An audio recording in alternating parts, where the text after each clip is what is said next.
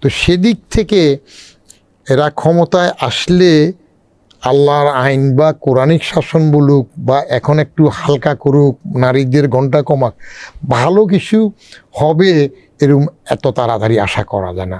আওয়ামী লীগের সরকার তো দেখলাম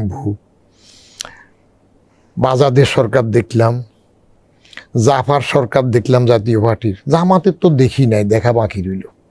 তো একজন এটা বলার পর আরেকজন বলছে যে বাবারে আগে তো পোলাও কোরমা অনেক খাইছো, নিজের মলটা তো কোনোদিন খাও না, একটু খেয়ে দেখো, সেটাও তো একটা অভিজ্ঞতা হবে। তাহলে তারেকেরটা ওখান থেকে 60 ফিটে যাওয়ার জন্য ওইরকম কত ঘন্টা লাগাবে? দুইটা দল, আলিবাদ গেল, এখন আছে বাজাত বাংলাদেশ জাতীয়তাবাদী দল, আরেকটা আছে এখন বাজাই বাংলাদেশ জামাতে ইসলামী। তো বাজাদ আর বাজাই এই দুইটার মেইন লড়াই। তারা প্রতিশ্রুতি দিচ্ছে যে চাঁদাবাজি, দখলবাজি, সন্ত্রাস, দুর্নীতিমুক্ত বাংলাদেশ গড়ে তোলা হবে, ইনসাফ ভিত্তিক সমাজ গঠন করা হবে। একবার দিয়ে দেখেন না, ভোটের আগে সবাই এরকম বলে। জামাত যদি এইবার ক্ষমতা এসে যায় তাহলে this will be an accident.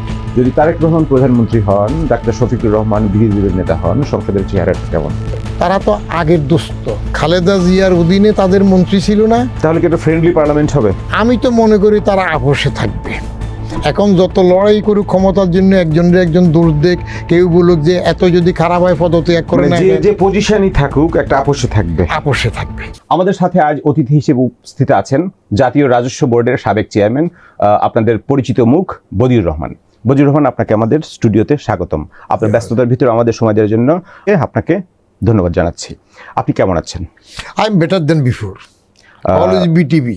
ওই যে যেটা আছে সাহেব গোলামের বাক্স, সেই বিটিভি না, এটা হলো বিটিভি, বেটার দেন বিফোর।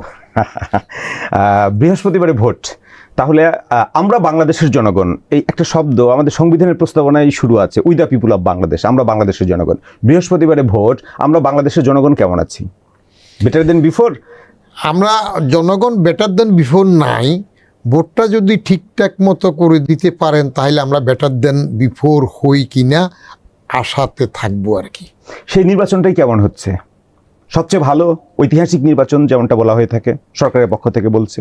এটা গোয়ালা দুধ গোয়ালা কখনো খারাপ বলে না। আর ইউনূস সাহেব তো তার এই মেয়াদের মধ্যে যে কয় মাস থাকলেন, এই যে আটার ফেইলিয়ার। এখন নির্বাচনটা যদি কোনো রকমে করে দিতে পারে তাহলে ওনাকে পাস মার্ক দিয়ে আমরা মানসম্মানে পাস করাই দিতে পারি। আটার ফেইলিওর কেন বলছেন? ওনার কোন কাজটাতে সার্থকতা আছে বলেন না? কোন কাজটায় সার্থকতা নেই? ওনার কোনোটাতেই তো নাই। এই এখন যদি আপনি এই ওনার যে কয়েক মাস গেল, বছর পেরিয়ে, সেটাতে অর্থনীতির কী হাল নাই, কিছুই হয় নাই, বিনিয়োগ নাই, তারপরে আইন শৃঙ্খলা পরিস্থিতি কিছু নাই, মব কালচার একটা শুরু হয়েছে, বিনা পরীক্ষায় পাস দিয়েছে উনি। সরকারের মধ্যে ওনার জানাশোনা কতগুলা পদার্থ অপদার্থ নিয়ে আসছেন, দেশি বাদ দিয়ে বিদেশি আনতেছেন, ওগায়রা করতে করতে গিয়ে he tried to be jack of all trades but master of নান।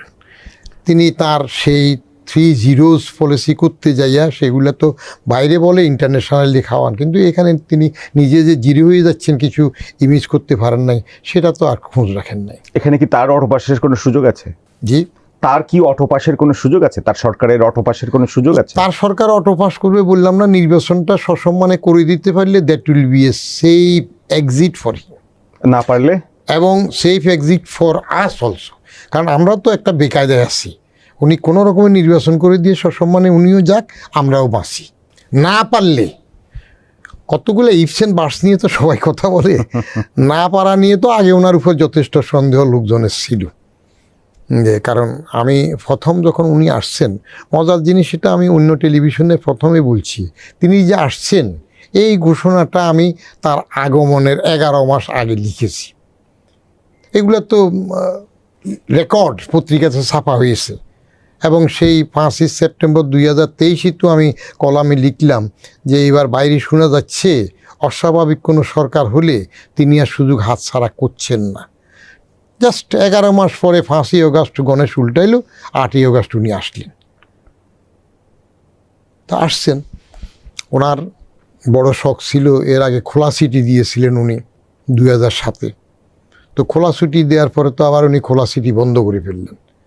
আমরা আশা করছিলাম যে তার মতো এত উচ্চ মার্গের একজন ব্যক্তি রাজনীতি আসবেন, পরে উনি আসলেন না। তো এখন সেই সময় রাজনীতি করে না এসে এবার উনি ওই ঠাডাপড়ি বগামরে ফুকিয়া বলে তার কেরামতি একটা চান্সে উনি এসে গেলেন আর কি, যেহেতু নোবেল বিজয়ী ছিলেন। তো এসে উনি যেটুক ভালো করবেন, আমি তো প্রথম দিকে বলছিলাম টেলিভিশনে ওনাকে কমপক্ষে 5 বছর সময় দেওয়া হোক। আমি নিজে বলেছি, তার কারণ কি, যে উনি আমাদেরকে আশা দেখিয়েছিলেন। কখন? নোবেল পাওয়ার পরে বঙ্গভবনে যখন ওনাকে সংবর্ধনা দেওয়া হইল প্রেসিডেন্ট ইয়াজউদ্দিনের আমলে, তখন তিনি সুন্দর সুন্দর কথা বলেছিলেন। এখনও উনি কথা সুন্দর বলেন, অত্যন্ত গুছিয়ে সুন্দর কথা বলতে পারেন। তিনি বলছিলেন যে আপনি সবার কথা শুনবেন, কিন্তু সিদ্ধান্ত নেবেন নিজের মতো করে। এই একটা চমৎকার কথা। আরেকটা বলছিলেন যে উনি দেখতে চান বিদেশিরা বাংলাদেশের গ্রিন কার্ডের জন্য লাইনে দাঁড়িয়ে আছে। তাইলে এমন একটা ব্যক্তি সরকার প্রধান হয়ে আসছেন, সংস্কার করবেন, আমি বলছি ওনাকে 5 বছর সময় দেন। তো আমি শেষের দিকে ওনার মেয়াদের কিছুদিন যাওয়ার পরে, কয়েক মাস যাওয়ার পরে বললাম যে আর তো দরকার নাই, এবার অবস্থা হয়ে গেছে বিখ্যাত দরকার নাই, কুত্তা সামলা, মানুষ সম্মানে চলে যাক। উনি তো জেনারেশনটা নষ্ট করে দিয়েছেন, শক্তভাবে জেনারেশনটাকে হাল ধরার কিছু করেন নাই। উনি আকবরের বৈরামঘা হইতে গিয়েছেন, পোলাফাইন বেসকে দিল, আওয়ামী লীগ নিষিদ্ধ করে কার্যক্রম, কায়দা করে বলছি যে দল নিষিদ্ধ করে নাই, কিন্তু কার্যক্রম নিষিদ্ধ করছে, নির্বাচনে অংশ নিতে পারবে না। আহারে, তো আপনি ওই যে কথা আছে না, বলে যে সালাম তো দিলেন, কিন্তু সালাম কানা ঠাকুর, সালাম ঠাকুর বুঝেন দরকার, কিন্তু ওই যে ওর যে চোখ কানা ঠাকুরের, সালাম কানা ঠাকুর বলতেছেন কেন? তাহলে আপনার কনিষ্ঠাঙ্গুলি দেওয়ার একটা অভ্যাস রয়ে গেছে। তো আমি যেটুক দেখেছি, উনি শেখ হাসিনা তাকে যথেষ্ট নাজেহাল করেছে, অপমান করেছে। তো সেটার প্রতিশোধ উনি নিতে আসছেন ব্যক্তিগত এজেন্ডা। উনি গ্রামীণ ব্যাংকে মামলা টামলা করিয়ে উঠতে পারেন নাই, বয়স বেশি টেশির কারণে সে সময় পারে নাই। এবারে সে উনি ওটার সরকারি শেয়ার কমায় দিয়ে নিজেদেরটা বেশি করতেছেন, গ্রামীণের জানাশোনা লোকজন আনতেছেন, চিটংয়ের লোকজন আনছেন। ন্যাশনাল হিসাবে পুরো দেশটাকে সমভাবে দেখে শক্ত দক্ষ লোক আনে তো উনি সরকার গঠন করেন নাই। একটা হইলো আঞ্চলিকতা ছিল তার, সেদিকের বেশিরভাগ নিয়েছেন। তারপরেও ভালো হইতো পদার্থ নিলে হইতো, অনেক তো অপদার্থ নিয়েছে। তো এখন ওই যে ওনার 3 জিরোজে যেসব থিওরি, সেটা হয় জিরোর ডানে আপনি যত জিরো যোগ করেন, কগনিজিবল 1 to 9 কোনো ডিজিট যদি না থাকে, ওটা জিরোই পড়তে থাকে। সেই জন্য বলছি, আমাকে এর আগে টেলিভিশনে জিজ্ঞেস করছিলেন যে আপনি তাকে কত নাম্বার দেবেন। আমি এর আগে বলছিলাম যে ওনাকে নাম্বার দেওয়া তো দূরে থাক, উনি ফেলও করতে পারেন নাই। সেটা কেমন? আমাদের আগের সিস্টেমে 33 পাইলে পাস, 32, 31, এভাবে 25 পর্যন্ত দলীয় না হয় ফেল ধরা যায় 33-এর জায়গায়। কিন্তু যদি 100-র মধ্যে 7-8 পায়, তাহলে ফেলও তো করতে পারে না সে অবস্থায়। তো এখন ওনাকে 5 মার্কটা আমি দেব, নির্বাচনটা যদি ঠিকঠাক মতো করিয়ে দেন। আপনি নির্বাচন প্রসঙ্গে আসছেন, নির্বাচনের প্রার্থী এবং দল তারা যে রকম প্রতিশ্রুতি দিচ্ছে, সবাই নিজেদেরকে জনস্বার্থে নিবেদিত প্রাণ হিসেবে তুলে ধরছে।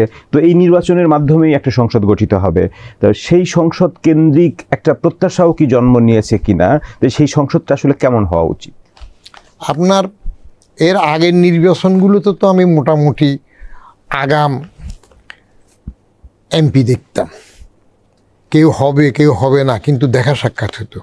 তো এইবার সৌভাগ্য হলো মাত্র কালকে, গতকাল একজন এমপি সাহেব আমার বাসায় আসছিলেন, অর্থাৎ উনি এমপি প্রার্থী আর কি। এই প্রথম এমপি দেখলাম। তাও আসলেন কিভাবে, একটা কাগজ নিয়ে আসলেন। ইনি আমাদের সে একসময় 4 খলিফার 1 খলিফা রব সাহেবের দলের সমস্তাঙ্কিক জিএসডি, ওটা নির্বাচিত হিসেবে উনি আসছেন, বাসায় আসলেন, ভোট চাইলেন। ওনারও পিছন দিয়ে অনেক কথাবার্তা আছে, এটা করবেন সেটা করবেন। তো আমি জানি না এই জাতীয় এমপি সাহেবদের জামানত বাজেয়াপ্ত হবে কিনা, তারা পারবে কিনা, কিন্তু নাম তো একবার যদি উঠে যে ওয়ান্স আপন এ টাইম আমি ভোটে দাঁড়িয়েছিলাম, সংসদ নিয়ে আশা সংসদ না হওয়ার আগে আমি করব না।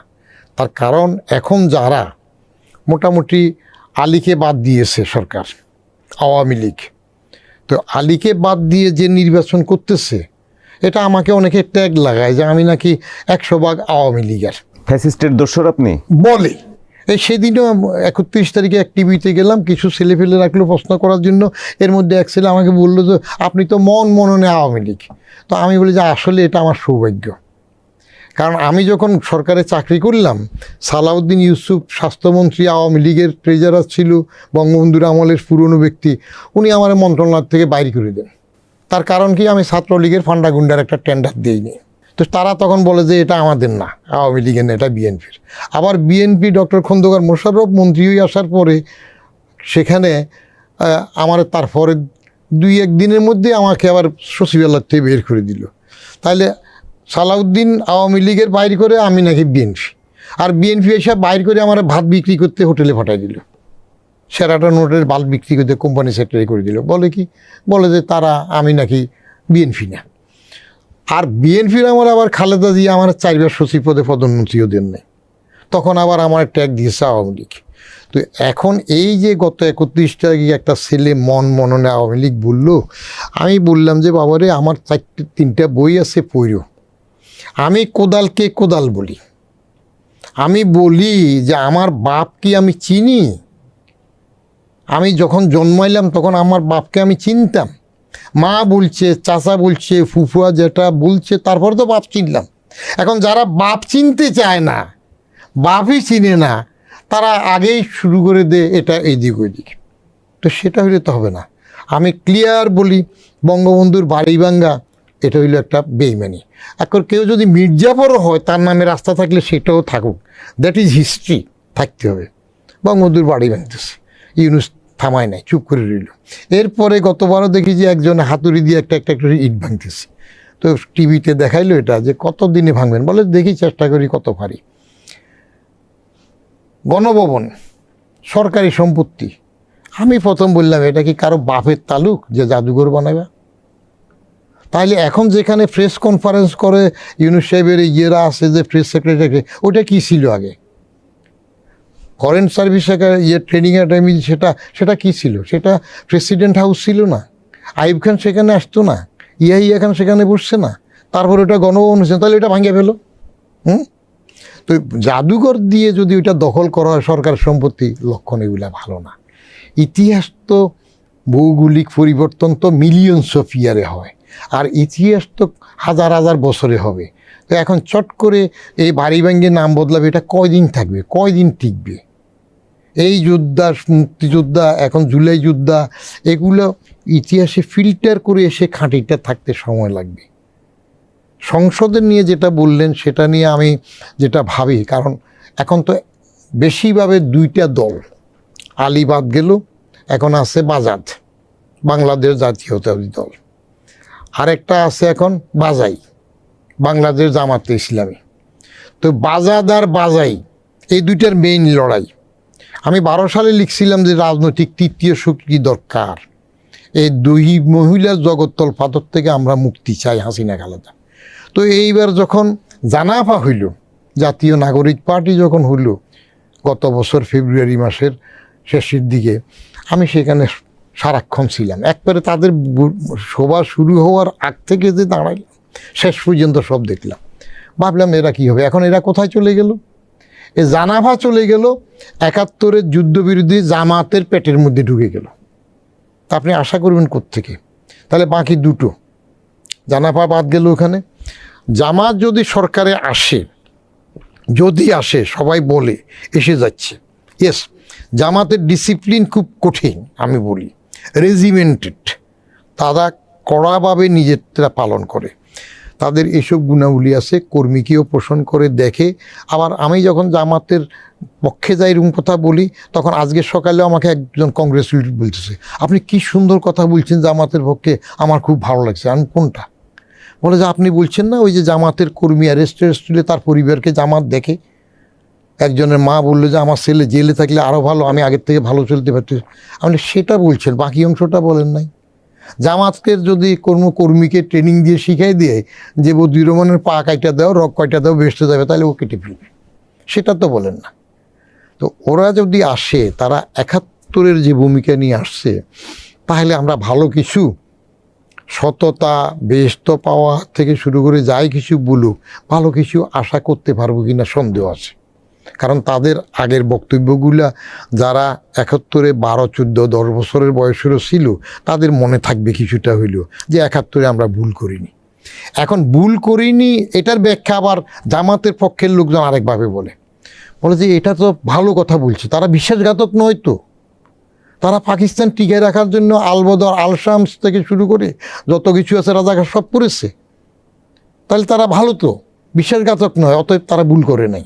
ব্যাখ্যা সব পক্ষে আনার জন্য সেভাবে দেয়, তাহলে এখনও তারা ভুল করবে না, তারা বাংলাদেশের পক্ষে। তারা তো প্রতিশ্রুতি দিচ্ছে, যেটা হলো অন্য পক্ষের বিরুদ্ধে যে অভিযোগ আছে, চাঁদাবাজির অভিযোগ আছে, দখলবাজির অভিযোগ আছে, তারা প্রতিশ্রুতি দিচ্ছে যে চাঁদাবাজি, দখলবাজি, সন্ত্রাস, দুর্নীতিমুক্ত বাংলাদেশ গড়ে তোলা হবে, ইনসাফ ভিত্তিক সমাজ গঠন করা হবে।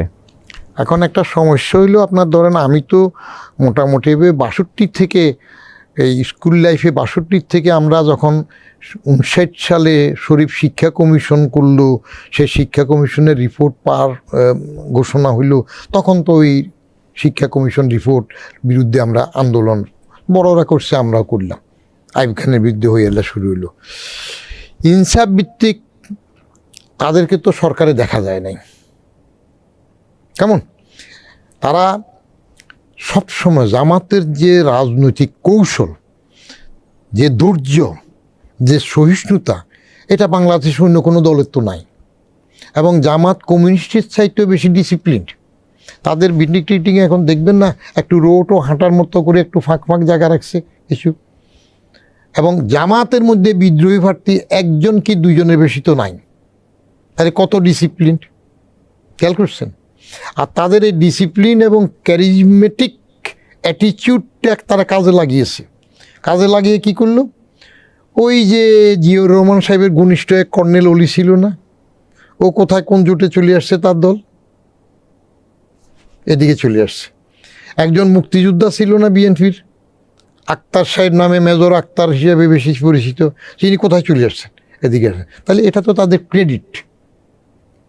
জামাত কি ভাঙছে পর্যন্ত? যে জামাত, শফিক, জামাত, তাহের এভাবে কি ব্র্যাকেটে হচ্ছে? অন্য সব দল তো হয়েছে, বিএনপি ভাঙছে, আওয়ামী লীগের অনেকে ভাঙছে, এটা হয়েছে, জাতীয় পার্টি, জামাত তো ভাঙে নাই। তাহলে তারা রেজিমেন্টেড এবং তাদের শৃঙ্খলা ঠিক আছে। তো রাষ্ট্র ইনসাফ যদি তারা রাষ্ট্রে আসে, সেটা আসলে যদি হয়, এটা নিয়ে ধ্যান ধারণা ভিন্ন আছে। শেখ হাসিনা প্রথমবার ইলেকশনে আসার আগে হাতে তসবিহ ছিল, মাথায় পট্টি ছিল একটা, ওই স্কার্ট না কি ছিল বলি, একবার দিয়ে দেখেন না। ভোটের আগে সবাই এরকম বলে, আসলে কি করবে আগের চরিত্র বিশ্লেষণ করলে ভালো কিছু আশা করে না। বিপক্ষ যেটা বলতেছেন সেটাকে বাজাদকে তো সরকার পোষণই করে ফেলল। তারেক রহমান আসার পরে তার যে সংবর্ধনা যেটা হলো, আর্মি যেভাবে কর্ডনিং করে আনলো, এটা তো আশ্চর্যের বিষয়। কেন? ওই যে 15-16 বছর বিদেশে ছিল একটা দলের প্রধান, আসবে, সেজন্য সরকার তার জন্য এই রকম মহাকাণ্ড করলো। কারণটা কি, হিসাবটা কি এইরকম মিলিয়েছে যে 10 জানুয়ারি 1972 বঙ্গবন্ধু তেজগাঁ এয়ারপোর্ট থেকে রেস কোর্স, এখনকার সরোয়ার্দী, এইটুক পর্যন্ত আসতে তার 2.5 ঘন্টা 3 ঘন্টা লেগেছে, এত ছিল। তাহলে তারেকেরটা ওখান থেকে 60 ফিটে যাওয়ার জন্য ওইরকম কত ঘন্টা লাগাবে? ক্ষমতায় আসার আগেই তো সবাই তারেকের সাথে দেখা করা শুরু করছে, বিদেশিরা করতেছে, ব্যবসায়ীরা যারা কয়দিন আগেও হাসিনা সেখানে গেল দল বেঁধে তারা করতেছে। তো ক্ষমতায় বোধহয় এসেই গেল। তাদের মাস্তানগিরি তো আমি অ্যাক্টিভিটি বলছি, আমি জীবনে কোনো দিন আমার গাড়িতে হাত দিয়ে স্টিয়ারিং থেকে চাবি খুলিয়ে নিয়ে যাবে এটা আমি দেখি নাই।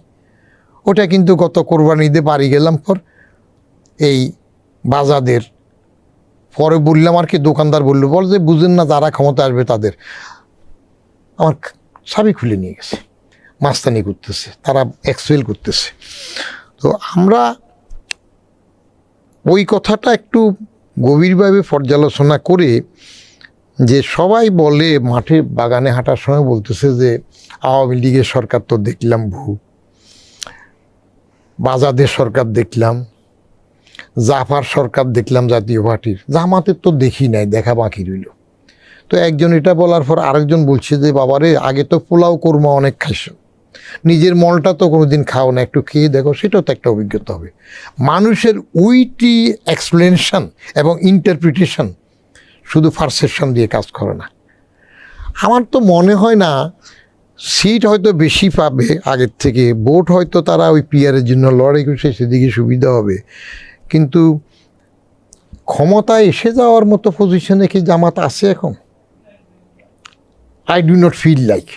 এরপরে যদি বলেন যে জামাত ক্ষমতায় এসে যাবে, যারা আশা করে যদি এসে যায়, তাহলে আমার the origin of life on earth একটা লেখা ছিল, সেটার মধ্যে লেখক বলতেছিলেন যে পৃথিবীতে প্রাণের সঞ্চারটা কিভাবে হইল। বলে যে 6টা বানরকে যদি মিলিয়নস অফ ইয়ার, এই বছরের ইলেকশন নিয়ে রিলেটেড বলছে যে মিলিয়নস অফ ইয়ার যদি টাইপ করতে বলা হয়, বানর জানে না, খালি টিপবে, এর মধ্যে যদি কোনো একটা বানরের একদিনের কন্টিনিউয়াস টাইপে যদি মনে হয়ে যায় যে একটা শেক্সপিয়ারের পুরো সনেট কারেক্টলি টাইপড হয়ে গেছে, তাহলে হোয়াট ইজ দ্যাট? সেটাকে লেখক বলতেছে দ্যাট ইজ অ্যান অ্যাক্সিডেন্ট। তার বক্তব্য ছিল the origin of life on earth is an accident, সেভাবে হয়েছে। তো জামাত যদি এইবার ক্ষমতা এসে যায়, পরেরটা পরে যায়, এইবার যদি ক্ষমতা এসে যায়, তাহলে this will be an accident. তারা 11 দল ছিল, এক বাক্স চিন্তা করছিল 10 দল, এখন বোধহয় 11 দল হইল। ওইখানে যে আরেকটা দলের মামুন আছে না, একজন মাওলানা মামুনুল হক, হ্যাঁ, সোনারগাঁর ঘটনা সেদিন কদিন আগের ঘটনা গেল না, সোনারগাঁতে একটা কেলেঙ্কারির ঘটনা গেল না, হ্যাঁ। এখন তারা সব ইসলামাইট হবে, কিন্তু হাত ফাঁকাওয়ালা যারা আছে চরমোনাই না কারা, তো সেখানে তাদের ভোট কি কম আছে? হেফাজত কোন দিকে যাবে? এই ইসলামাইট দলগুলোর মধ্যে তারা টিকে থাকার জন্য একসময় একদিকে যায়। জামাত আওয়ামী লীগের সাথেও একাত্মতা প্রকাশ করছে একসময়, জলিল সাহেব জেনারেল সেক্রেটারি থাকতে চুক্তিভুক্তির মতো কি হয়েছে না। আর বাজাদের সাথে জামাত কীভাবে ছিল, খালেদা জিয়ার থেকে এক ফোঁটা রহমতের জন্য তারা তো সবসময় জিব্বা 10 হাত বের করে রাখছে, এবং 2টা মন্ত্রী ছিল না তাদের। ইয়েস, জামাতের একটা গুণ আছে, তাদের মন্ত্রীরা পার্সোনালি তখনও কোনো রকম করাপ্ট হয় নাই। পার্সোনালি করাপ্ট না হোক, কিন্তু 10 টাকা অস্ত্র আনার সময় শিল্পমন্ত্রী কে ছিলেন? নিজে আমি। শিল্প সচিব কে ছিলেন? নুরুল আমিন। তো সেটা যখন নুরুল আমিন সাহেব সচিব যখন বলছিল যে এটা তো ইন্টারফেয়ার করা দরকার, তখন নিজে আমি থামাই দিয়েছেন ওটা, চুপ থাকেন। তাহলে কি হইল? আপসে হয়েছে। তো সেদিক থেকে এরা ক্ষমতায় আসলে আল্লাহর আইন বা কোরআনিক শাসন বলুক, বা এখন একটু হালকা করুক, নারীদের ঘণ্টা কমাক, ভালো কিছু হবে এরকম এত তাড়াতাড়ি আশা করা যায় না। এরা এইবার একটু ভোট কিছু বেশি পাক, সেটা ভিন্ন জিনিস, কিন্তু রিফাইন্ড হওয়ার দরকার।